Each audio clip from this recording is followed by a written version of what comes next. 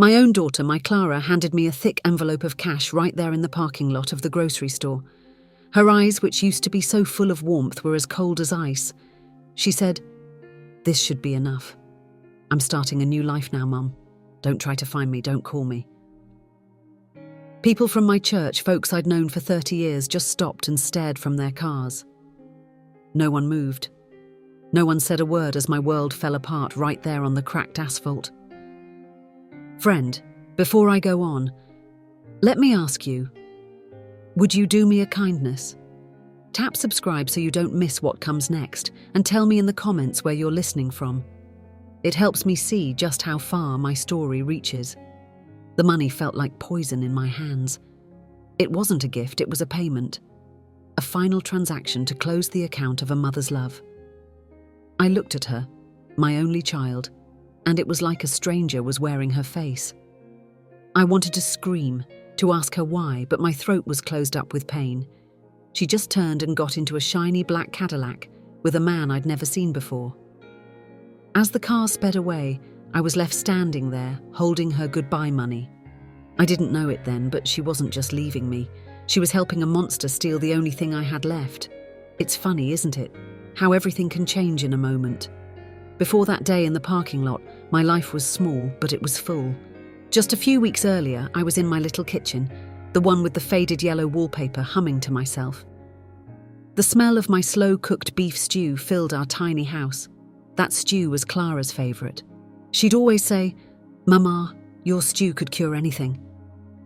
When my daughter came home from her job at the dress shop on Main Street, her face would light up when she smelled it. That evening, she came in looking tired. I took one look at her and said, "Tough day, sweetie." She just nodded and sank into a kitchen chair. I ladled a big scoop of stew into her favourite bowl. "Nothing a little of Mama's love can't fix," I told her. She smiled, but it didn't quite reach her eyes. She started talking about a rich man who came into the shop, someone important. A flicker of something I didn't recognise, a hunger for something more than my stew, crossed her face. I served our dinner, telling her that a heart full of love is richer than any man's pocket. But was she even listening? The rich man, the one from the dress shop, didn't just visit once. His name was Richard Sterling. He came back a few days later, but not to buy anything. He came for my Clara. He drove that same black Cadillac I saw in the parking lot. He was handsome, I suppose, with a smooth voice that could probably sell ice in a snowstorm. He told Clara she was too smart and beautiful for a small town like ours. He spoke of big cities, of parties, of a life I couldn't even imagine. He invited her to a fancy charity gala in the city. "A girl like you deserves to be seen," he told her, his voice like honey. Clara told me she was hesitant, but I could see the stars in her eyes. This man, this Mr. Sterling, was offering her the world on a silver platter.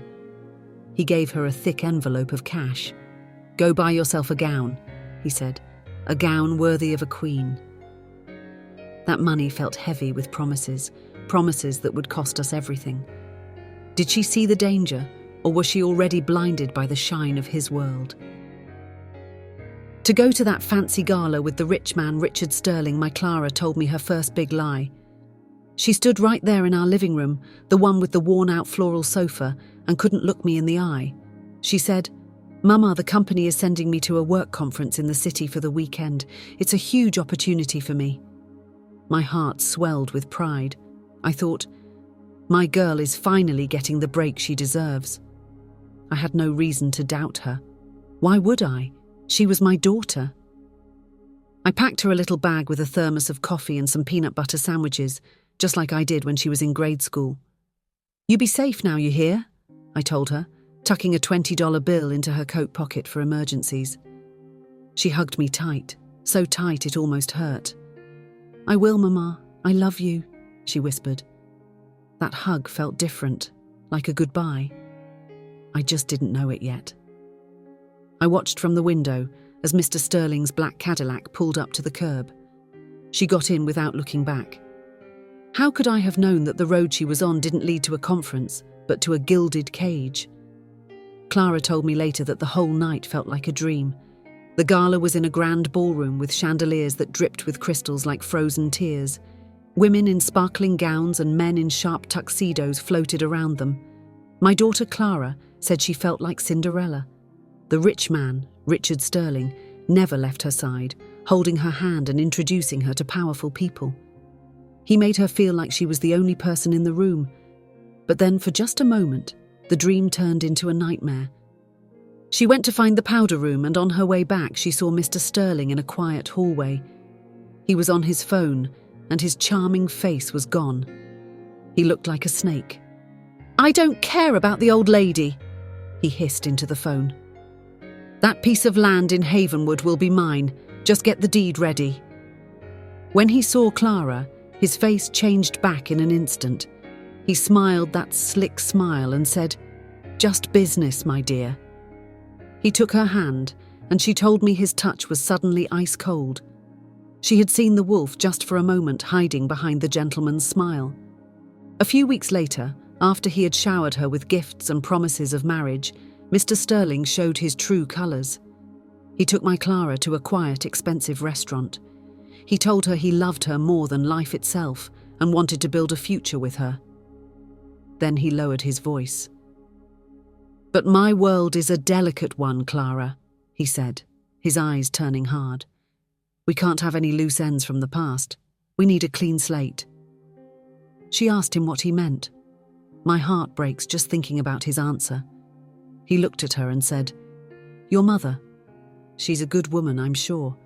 But she represents the life you're leaving behind. She'll hold you back." He told Clara that if she wanted to be with him, she had to cut me off completely. No calls, no visits, nothing. He said they could send money, a monthly payment to keep me quiet. He was talking about me like I was a bill that needed to be paid. He gave her a choice, a life of unimaginable wealth with him, or a life of simple love with me. And I think you already know what she chose. From the outside, my Clara was living a fairy tale. The rich man, Richard Sterling, moved her into a mansion so big it looked like a hotel. It had marble floors and a swimming pool that sparkled like a diamond. He filled her closet with clothes that cost more than I made in a year. But Clara told me later that the house was always cold, always silent. The maids would look right through her, and Mr. Sterling was gone most of the time on business. He took her phone, the one with all her friends' numbers and my number. He gave her a new one, but it was empty. She was completely alone. The loneliness, she said, was like a physical pain. One day, she used some of the cash he'd left on the dresser to sneak out and buy a cheap prepaid phone at a convenience store. A burner phone. She hid it in a shoebox at the back of her huge closet. She told me she would just sit there in the dark, holding that little phone, too terrified to even turn it on. She had a closet full of designer dresses and a garage full of fancy cars, but all she really had was a beautiful cage, and she was just beginning to realize the door had been locked behind her. The charming man my Clara thought she knew began to disappear. One night, Richard Sterling came home very late. He smelled of whiskey, and his face was dark with fury. He was shouting into his phone about a deal that fell through, about a debt he had to pay. "You tell them I'll have the money," he roared. When he saw Clara watching him from the top of the stairs, his eyes went black. "What are you looking at?" he snapped. "Get back to the room and mind your own business." His voice was like a whip. She had never seen him like this. It terrified her. The next morning the monster was gone, and the prince was back. He came to her with a small velvet box. Inside was a diamond bracelet. "I'm sorry about last night, my love," he said, his voice smooth as silk again. "Business is stressful." He fastened the bracelet onto her wrist himself. Clara told me it felt so heavy, so cold. It wasn't an apology, it was a warning. It was a pretty chain to keep her in her place. She finally knew she wasn't living with a prince. She was trapped in a house with a monster. A few days later, shaking with fear, Clara finally found the courage to turn on her secret phone. Her hands trembled as she dialed the number of her best friend from back home, a sweet girl named Sarah. Clara, is that you? Where have you been? Sarah whispered into the phone. Clara couldn't explain everything. She just said she needed to know what was happening in Havenwood. Sarah didn't hesitate. It's strange, she said. A big development company is trying to buy up all the land on the edge of town, right near your mum's place. My daughter's blood ran cold. She asked Sarah the name of the company. It was Sterling Properties, the same name as the man sleeping in the bedroom down the hall. Sarah kept talking. They're offering everyone pennies, pressuring them to sell. But your mum, Agnes, she won't budge. She refuses to sell that little plot your dad left her. Just then, Clara heard the crunch of tyres on the gravel driveway. Mr. Sterling was home. I have to go, she gasped and ended the call. Suddenly, she had a sick feeling in her stomach. What if this rich man's interest in her was never about love? What if it was always about my worthless little piece of land? My daughter Clara was now a detective in her own home, searching for the truth. A few mornings later, while the rich man, Richard Sterling, was in the shower, she saw the mailman slide a letter through the slot in the front door. It looked official, with an angry red "Final Notice" stamped on the front. Her hands were shaking, but she knew she had to open it. It was from a bank. It was a foreclosure notice.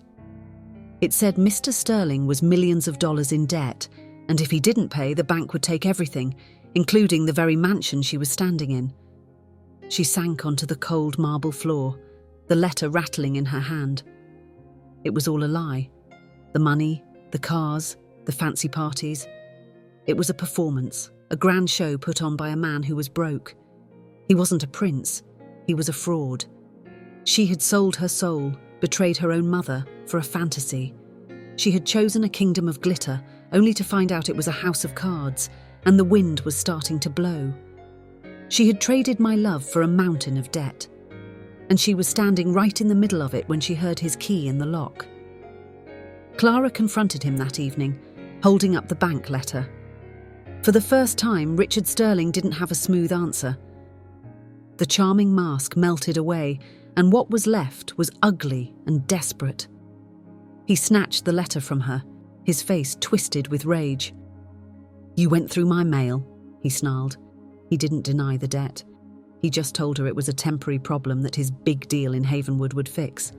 A deal that she was now a part of, whether she liked it or not. From that day on, her life changed. The next time she tried to use the credit card he gave her at a coffee shop, it was declined. The driver who used to take her shopping now followed her everywhere, reporting her every move.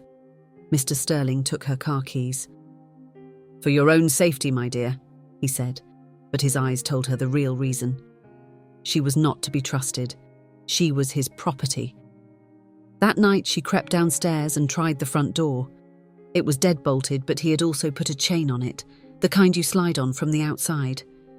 She wasn't his fiancée anymore. She was his hostage.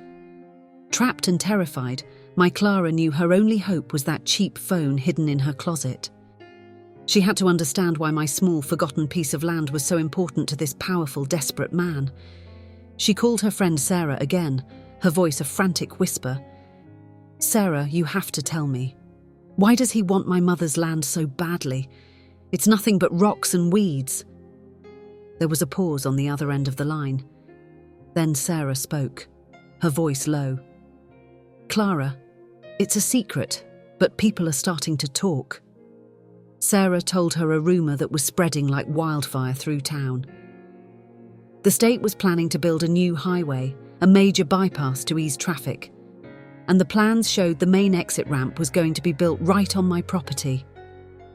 That worthless land was about to become the most valuable commercial real estate in the entire county. Clara dropped the phone. It all made sense. He hadn't chosen her at random in a dress shop. He had targeted her. He didn't want a wife. He wanted a key.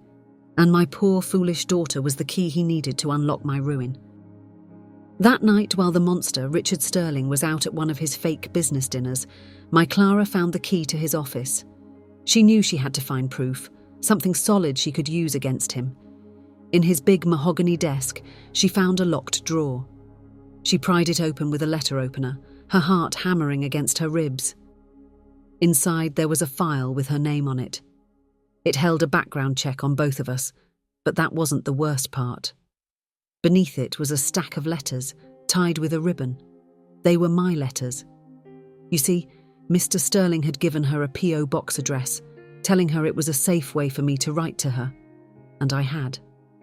Every week, I wrote about the church bake sale, about the leaky faucet I'd fixed, about how much I missed her laugh.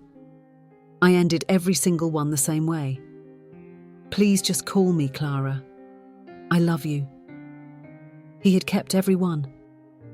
He had been reading my words, my love, my worry, and hiding them from my daughter to make her feel utterly alone.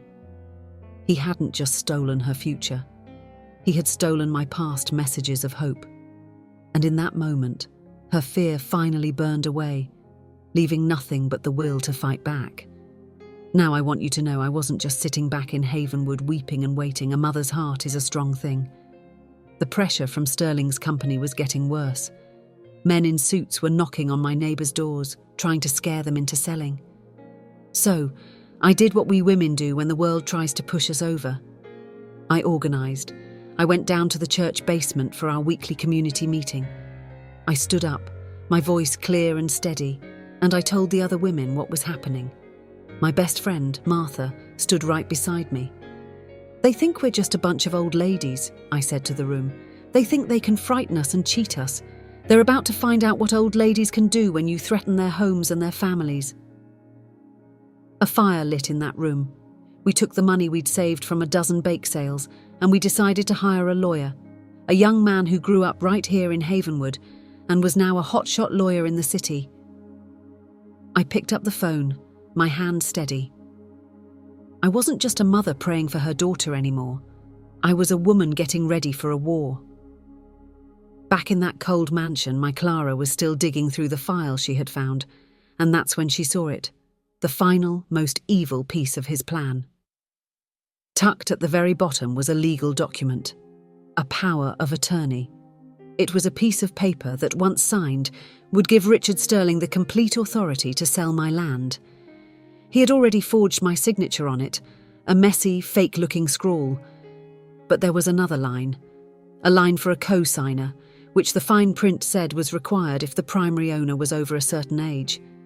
And on that line, typed in neat black ink, was her name, Clara May Heston. His plan wasn't just to use her to get to me. His plan was to eventually trap her, threaten her, and force her to sign that paper. He wanted to make her a criminal, a knowing partner in the theft of her own mother's legacy. He didn't just want to abandon me. He wanted to make her the pen in his hand, the one to sign my life away. He wanted to make me her final victim.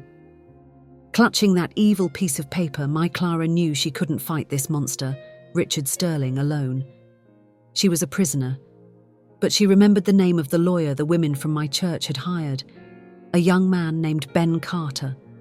With trembling fingers, she dialed his number from her secret phone, praying he would answer.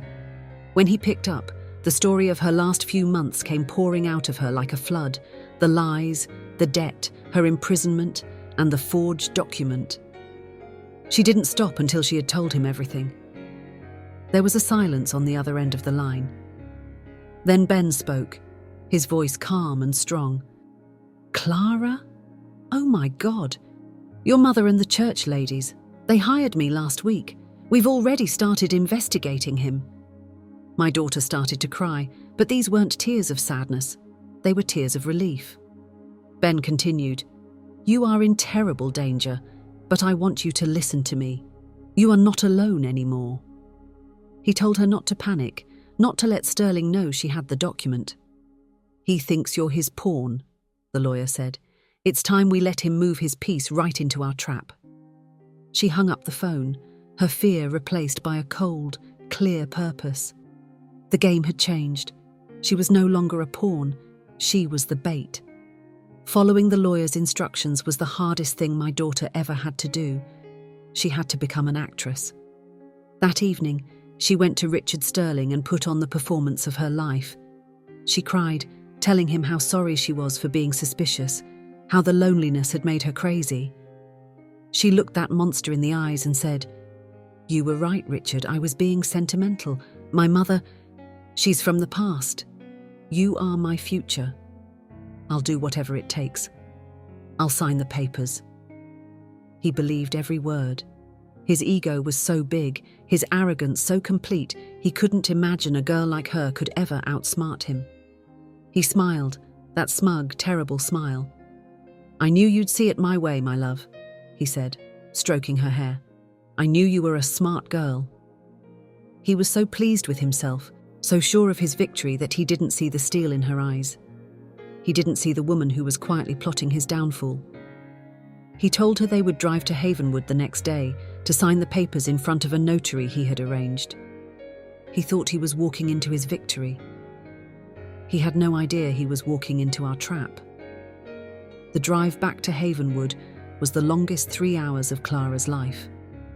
She sat in the plush leather passenger seat of that black Cadillac, feeling like a ghost. Every familiar landmark was a fresh stab of guilt: the old diner where she had her first milkshake, the steeple of my church, the bridge over the creek. This wasn't the triumphant return she had dreamed of as a little girl. She was coming home a failure, a liar, and a secret agent in a war she helped start. The rich man, Richard Sterling, was in a wonderful mood, humming along to the radio. He turned to her as they neared my street. "Now remember, Clara," he said, his voice cheerful. "We need to make this look good. A few tears, a big hug. Make your mother believe this is a happy family reunion before we have her sign her life away." My daughter just nodded, her stomach churning with a mixture of disgust and terror. Then they turned onto my street. She saw my little house, the porch swing swaying in the breeze just as she'd left it. He squeezed her hand and said, "Showtime."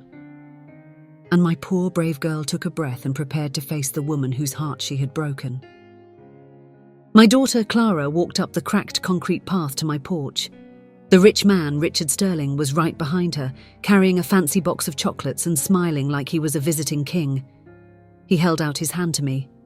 "Agnes," he said, his voice dripping with false charm, "it is so wonderful to finally meet you." I didn't take his hand. I didn't even look at him. My eyes were locked on my daughter.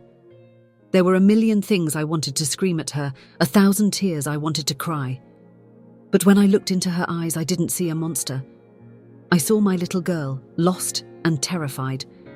All the anger just drained out of me, and what was left was a deep, aching sorrow. I looked past her at the man who had done this and then back at her. "You're too thin," was all I could manage to say. My voice was a quiet little thing. "Come inside. I've made some stew." I turned and walked into my house, leaving the monster and his chocolate standing on my porch. We sat at my little kitchen table, the same table where she did her homework as a child. He sat with us, still smiling. But the only thing you could hear in that room was the sound of a clock ticking on the wall, counting down the seconds to the truth. The next morning, Richard Sterling was in a fine mood. He announced his plan over the breakfast I refused to eat. "We'll do the signing this morning at 10 o'clock at the town hall," he said cheerfully. "Keep it all public and official. I've even arranged for a notary to meet us there." He thought a public stage would pressure me, make it all look legitimate. He had no idea that stage had already been set by us, not him. While he was whistling in the shower, I was in the bedroom on the phone with our lawyer, Ben. Ben's voice was calm. "He's walking right into it, Agnes," he whispered. "I just spoke to the mayor. He's called an emergency town council meeting for 10 o'clock. The whole council will be there. My friend from the City Chronicle is on her way down too. She smells a big story." Ben's plan was perfect. Mr. Sterling thought he was the director of the show, but he was just the main actor, and he didn't even know his part. That morning, the three of us walked to the town hall. He was beaming, thinking about all the money he was about to steal. He had no idea the stage wasn't set for a signing, it was set for a reckoning. The town hall meeting room was packed. Mr. Sterling looked pleased, thinking the crowd gave him importance. The mayor nodded grimly as we walked in. We all sat at a large table at the front. With a flourish, Mr. Sterling laid out the documents and gave a slick speech about investing in the future of Havenwood. Then he slid the forged power of attorney in front of me and handed a pen to my daughter, Clara. "Your signature is needed as a witness, my love," he said. The room was dead silent. All eyes were on my daughter. She looked at me, her eyes full of fear and apology. I gave her one, slow, deliberate nod. She took a deep breath and pushed the pen away. "I will not sign this," she said, her voice shaking but clear enough for everyone to hear. "And neither will my mother." At that exact moment, our lawyer, Ben Carter, stood up from the front row. "And I can tell you why," he announced loudly. He walked to the front and, one by one, he revealed the truth, holding up proof of the debts, the shell company, and finally the forged document. A camera flashed from the back of the room. The smile on Richard Sterling's face vanished. It was replaced by the pale, ugly face of a rat caught in a trap. The whole town was watching. There was nowhere left for him to run. With the truth hanging in the air like smoke, everyone looked at me. I stood up slowly, my old bones aching, but I felt a strength I hadn't felt in months. I looked right at the pathetic, trapped man, Richard Sterling. "Sir," I said, and my voice did not tremble. "You came to our town and saw our goodness not as a blessing but as a weakness to be used. You tried to turn my own daughter against me and steal the only thing my husband left me." I paused, letting my words sink in. Then I did the last thing he ever expected. "As God is my witness," I said, "I forgive you. Not for you, but for me. So that your poison doesn't live in my heart for one more day." He looked stunned. I then turned to the mayor. "But forgiveness doesn't mean there are no consequences for your actions." The mayor stood up and announced a full criminal investigation into Sterling Properties. And just like that, the town sheriff walked up and put a hand on Mr. Sterling's arm. He was gone. The monster was gone. And in the quiet that he left behind, my daughter and I had to face the ruins of what we once were. The walk home from the town hall was only 3 blocks, but it felt like 1,000 miles. The battle was over, the villain was gone, but there was no cheering. People just watched us from their porches, whispering. I could feel their pity and their judgment. I walked beside my daughter, this stranger who had my heart, and I couldn't think of a single thing to say. Every step was heavy. The war was won, but my heart still felt like a battlefield. We reached my little house, and the moment we stepped onto the porch, the strength that had held Clara together finally shattered. She just crumpled. She fell to her knees, wrapped her arms around my legs, and sobbed like a little child. It was a terrible, broken sound that came from the deepest part of her soul. "I'm sorry, Mama," she choked out over and over again. "Oh, Mama, I'm so sorry." I stood there, looking down at my weeping daughter, and I couldn't find the words to comfort her. How do you fix something that's been so completely broken? In the weeks that followed, Clara stayed with me. She worked tirelessly, cleaning the house until it shone, cooking my meals, tending to my little garden until her hands were raw. She was trying to pay a debt that had no price tag. But I was distant. I loved her. Of course I did. But the trust was gone. It was like living with the ghost of the daughter I once knew. The love was still there, buried deep, but it was trapped under a mountain of hurt. One night she tried to make my beef stew. It didn't taste right, and she broke down crying at the kitchen table. "I can't even do this right," she wept. "I don't know how to fix us." I finally sat down across from her. "Clara," I said softly, "forgiveness isn't a light switch you can just flip on. The wound on a mother's heart, it heals slowly. It leaves a scar." She looked up at me, her face hopeless. So I reached across the table and took her hand. "But we can start," I said. "We can plant the seed of forgiveness today, and we can tend to it, together, every day after." We had a long road ahead, but at least now, we were finally walking on it together. My Clara knew that doing chores around my house wasn't enough to heal the wounds she had caused, not just to me, but to our community. She learned that the monster, Richard Sterling, had tried to cheat a dozen other families in Havenwood. So she went to our lawyer, Ben Carter, and she offered to help. She told him, "I know how this man thinks. I know his playbook. Let me help you fight him." And that's what she did. She spent her days in Ben's dusty office, going through papers, making phone calls, and explaining the complicated legal documents to our elderly neighbours in simple terms they could understand. She was no longer the girl chasing shiny, empty things. She was a warrior, using the ugliest chapter of her life to do something truly good. I would watch her on my porch, patiently talking to a nervous old widow or a worried farmer, and my heart would ache with a fierce, burning pride. She was earning back the respect of our town, one person at a time. For the first time in years, my daughter looked truly happy. She wasn't rich, but she was valuable, and she was finally learning the difference. That reporter from the big city newspaper, she wrote a story about us. And that story, about a small town that fought back, went everywhere. It was on the news, on the internet. Our little fight in Havenwood became a national story about big companies preying on small communities. The attention brought investigators, and Richard Sterling was finally arrested. His whole empire of debt and lies came crashing down around him for the whole world to see. He ended up facing not just our lawsuit, but federal charges for fraud. My friend Martha called me, her voice buzzing with excitement. "Agnes, did you see? You're on the evening news. You showed them what a bunch of old ladies with casserole recipes and a good lawyer can do."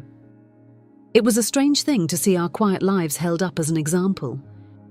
But the best part was the calls our lawyer started getting, from other small towns, other families who had been cheated by men just like Sterling.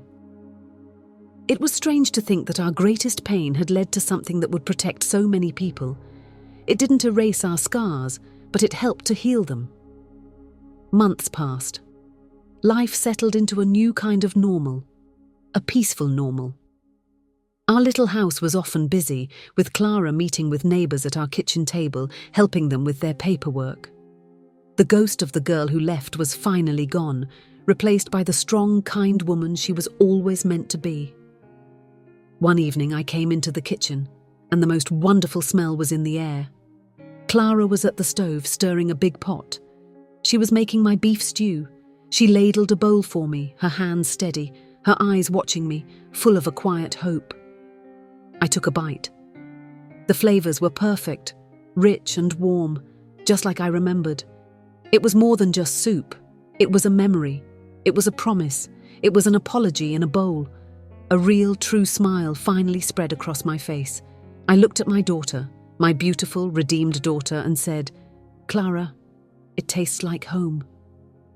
In that little kitchen, over a simple bowl of stew, my daughter finally came back to me.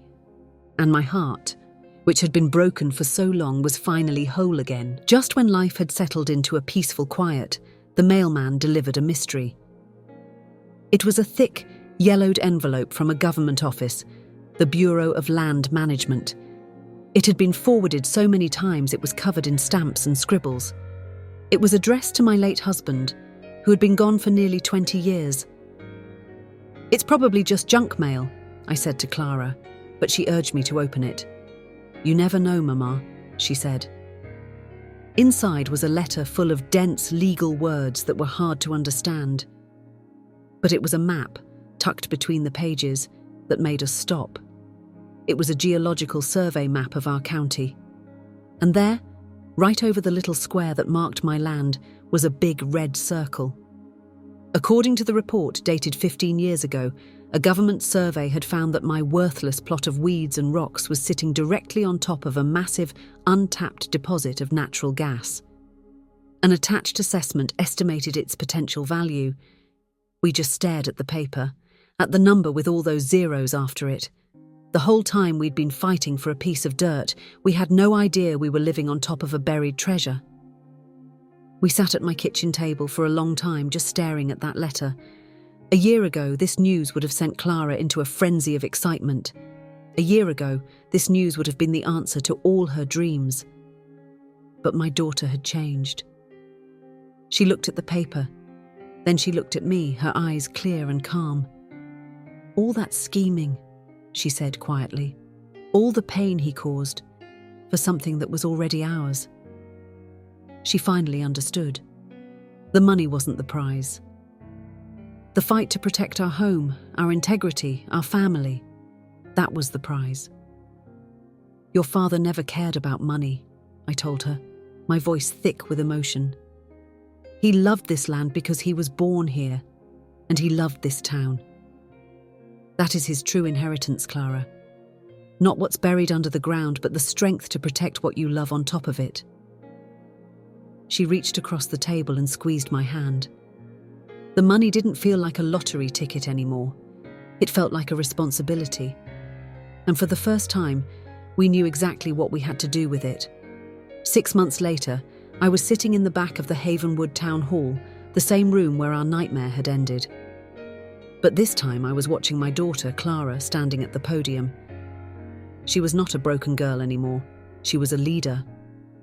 She spoke with confidence and grace, presenting a plan for the Havenwood Community Trust, funded by the earnings from our land.